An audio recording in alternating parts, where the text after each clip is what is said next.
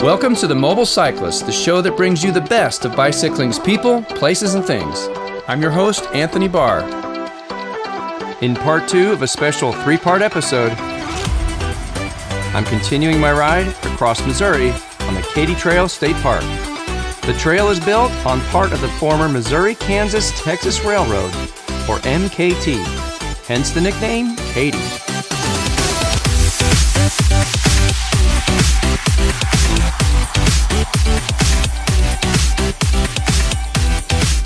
I'm in beautiful Hermann, Missouri, and hopping off the bike for a little wine tasting at the historic Stone Hill Winery.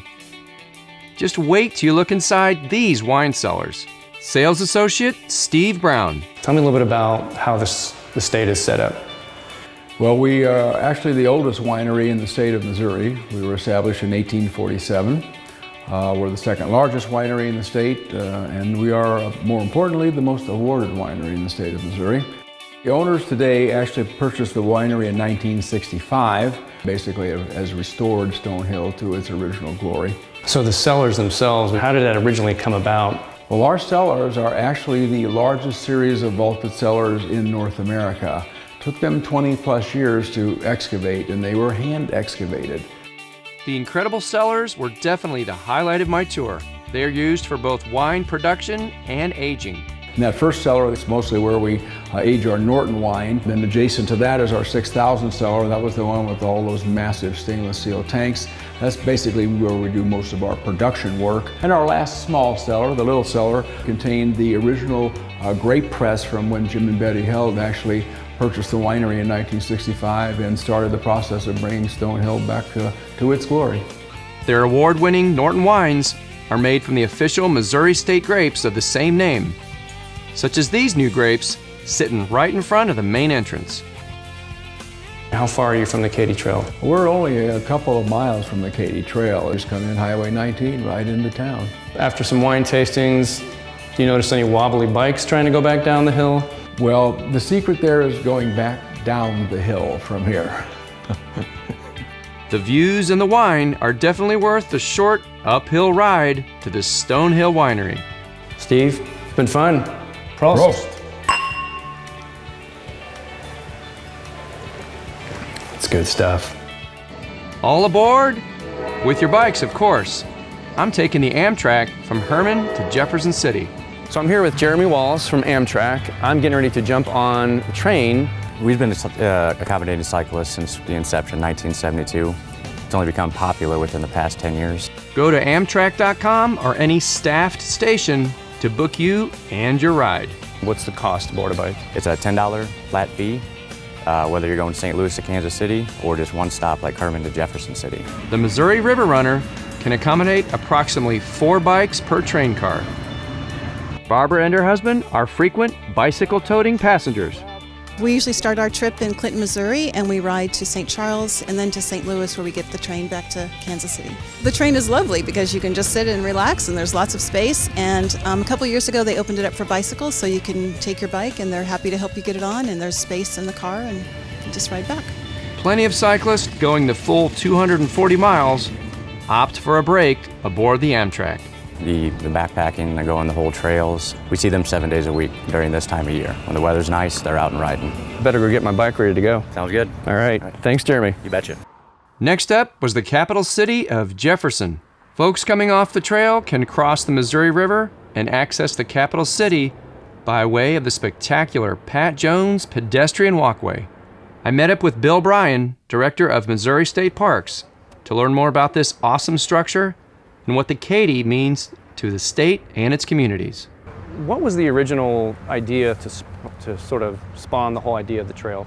Well, when the railroad closed and it kind of abandoned these small towns across Missouri, we were very fortunate that we had some visionaries, Ted and Pat Jones, with the Edward Jones Company. And he knew that you could take this railroad corridor and turn it into a trail using the National Trail System Act, and that people would love it. It'd be a great lifestyle, it would be great for fitness, and it would be great for the economy of these small communities that were going to dry up without the railroad. So the trail itself has about approximately how many trailheads?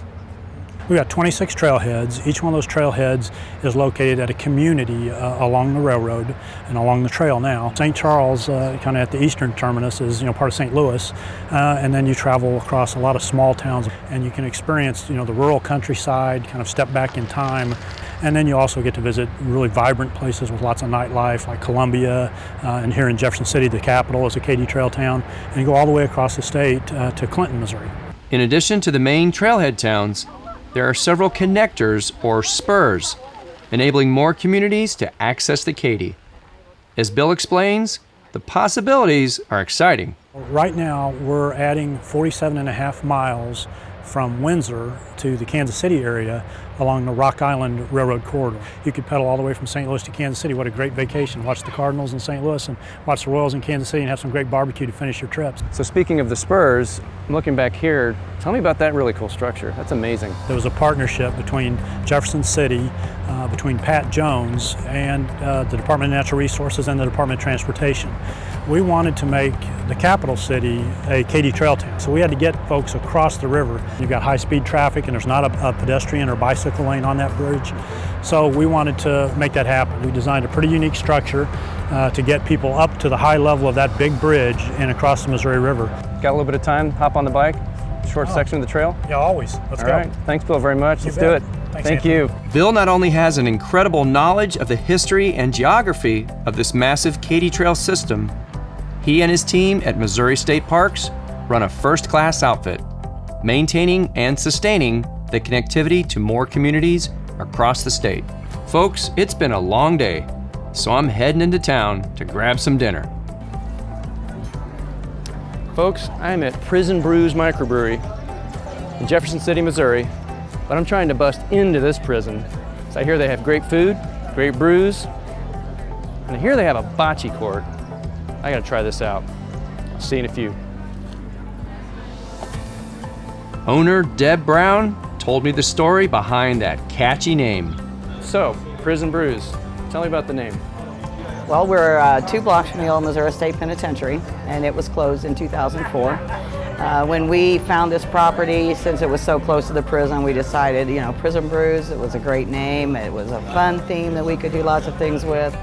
Here are 2 big reasons Prison Brews draws a crowd. We are the only place in Jefferson City that has a wood-fired pizza oven, and we're the only microbrewery in Jefferson City as well. We name all of our beers after, prison kinds of things, prison terms and stuff too. Got great food, great brews. What else do you do to keep the customers occupied around here? We have a bocce tournament going on right now. In fact, 3 seasons a year. We do a spring, a summer, and a fall league. Our bocce season is our biggest draw for people to be outdoors. Just take that pedestrian bridge into town, and it's not much further to Prison Brews. We're 10 blocks from the state capitol, exactly, east, and so it's an easy ride. We get several cyclists that come here. We open our front gate and let them put their bikes inside. Yeah, we're definitely biker friendly. The capital city of Jefferson did not disappoint. Join me next time for the final segment of my Katy Trail experience as I stop off into the town of Hartsburg to sample some legendary cobbler at Dottie's Cafe and cruise through the historic tunnel in the original Katy Trail town of Rocheport. This and more next time on the Mobile Cyclist.